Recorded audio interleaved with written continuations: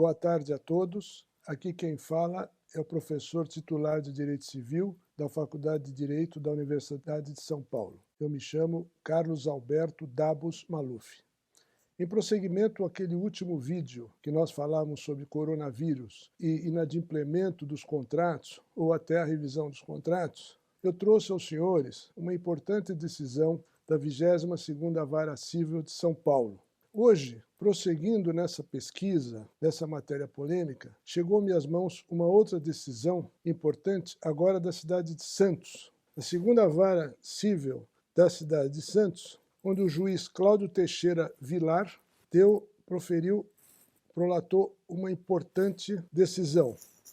Em apertada síntese, a questão é o seguinte: um buffet alugava 2 imóveis de uma empresa locadora, pagando R$ 32 mil nesses 2 aluguéis. Com essa crise do coronavírus, o buffet está impedido de exercer todas as suas atividades, ou seja, das festas, todos os eventos foram cancelados por causa da pandemia. O que fez o buffet? Imediatamente ingressou em juízo com uma ação pedindo a redução abrupta desse aluguel, querendo oferecer até 20% do valor da locação. O juiz, evidentemente, não concordou e disse o seguinte: 20% é muito pouco, porque o proprietário não pode ficar com prejuízo de 80%. O juiz foi cauteloso. Examinando quem era a empresa proprietária, percebeu que era uma empresa, pessoa jurídica, que tinha um patrimônio de mais de 11 milhões de reais. Muito embora tivesse 11 milhões de reais, o juiz não achou razoável nem pertinente reduzir o valor do aluguel para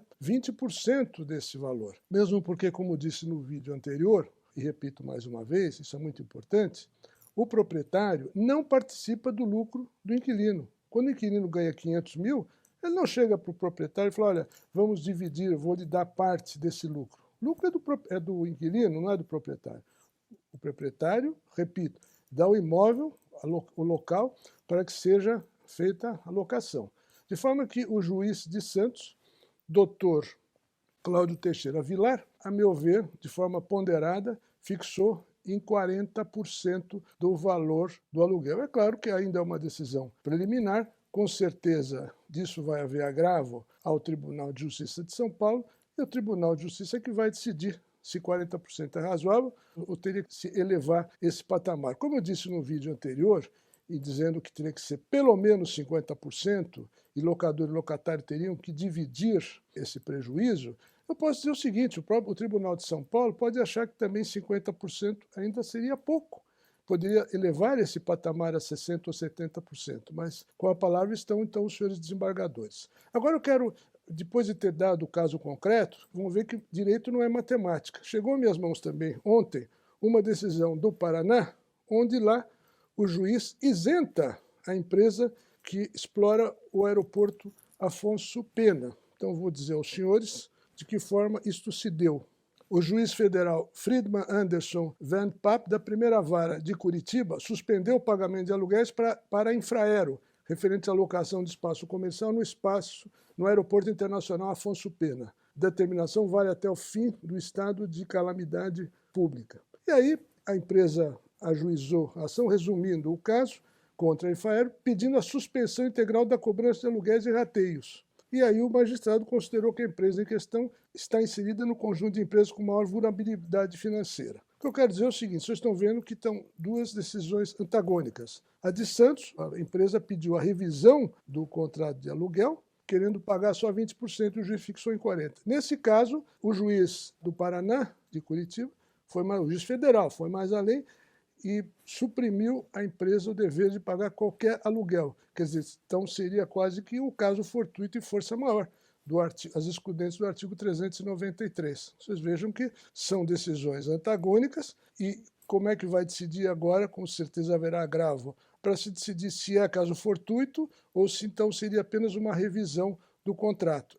Há que se distinguir que, num caso, envolve a vara civil, no caso de São Paulo, no outro a Justiça Federal, e um caso envolve a Infraero, que explora o aeroporto de Afonso Pena.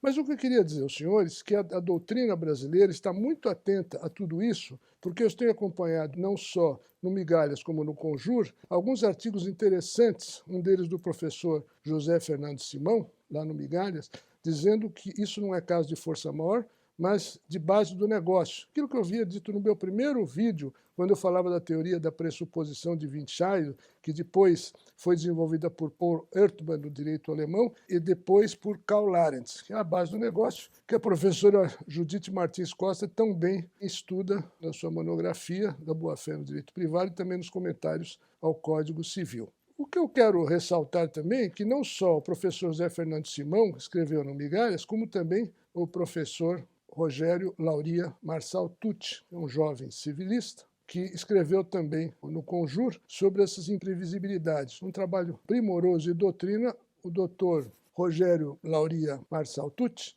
examinou todas as hipóteses e também chega à mesma conclusão que eu quanto à excessiva onerosidade, à imprevisibilidade, tudo aquilo que eu já havia falado. Como eu disse, estou sempre muito atento, porque essas decisões, tanto a de Santos como a do Paraná, de Curitiba, foram cedidas gentilmente pelo brilhante advogado Dr. Valdir de Arruda Miranda Carneiro, que milita nessa área também de locação e de condomínio, e está sempre em contato comigo e temos sempre pensado muito a respeito de como proceder nesses casos.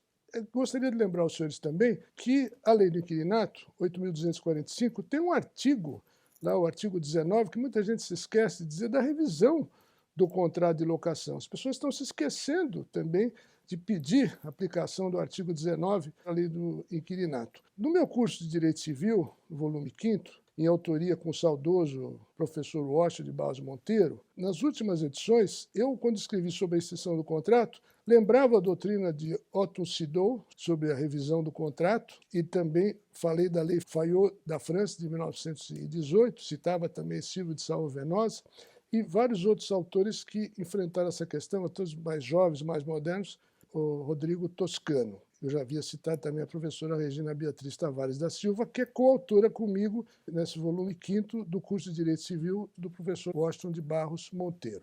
Então, resumindo tudo aquilo que disse, é evidente que isso se aplica também não só nessa questão da locação, como também nas relações de consumo. É só ver o artigo 6º do Código de Defesa do Consumidor.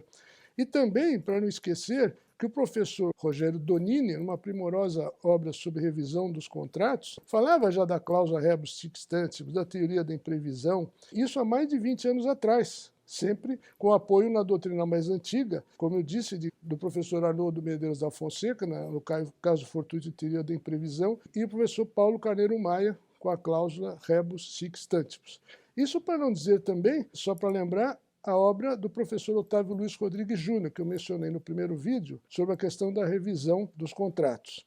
De forma que a matéria é polêmica, estou trazendo aos senhores duas decisões antagônicas, essa de Santos e essa outra do Paraná, e que resta saber o que vão decidir tanto o Tribunal de Justiça de São Paulo como o Tribunal Regional Federal da 4ª Região, para saber o que seria o razoável. A meu ver, insisto, não se trata de caso fortuito, mas sim de excessiva onerosidade, e tenho a impressão que o melhor pedido seria que os inquilinos pedissem a revisão do contrato e a redução do contrato, e não simplesmente parar simplesmente o pagamento, que realmente é a primeira vez que está acontecendo isso, e o artigo 393, que tem sido invocado para a questão do caso fortuito, fatos muito graves. Mas ontem, no outro vídeo que gravei, eu lembrava aos senhores do artigo 317, que melhor se aplica no caso concreto. Com isso, eu acho que podemos parar por aqui, porque vamos continuar essa pesquisa e para saber nos próximos dias, mesmo porque ontem o governador de São Paulo acabou dilatando esse nosso retiro obrigatório até o dia 22 de abril, de forma que nós não sabemos por quanto tempo isso vai durar, e repito aquilo que eu já disse, as grandes empresas vão conseguir vencer esse desafio. Me preocupa muito o médio e o pequeno empresário, e não sei se terão fôlego e por quanto tempo eles vão aguentar ficar com seus estabelecimentos fechados. Quem viver, verá. Muito obrigado e uma boa tarde.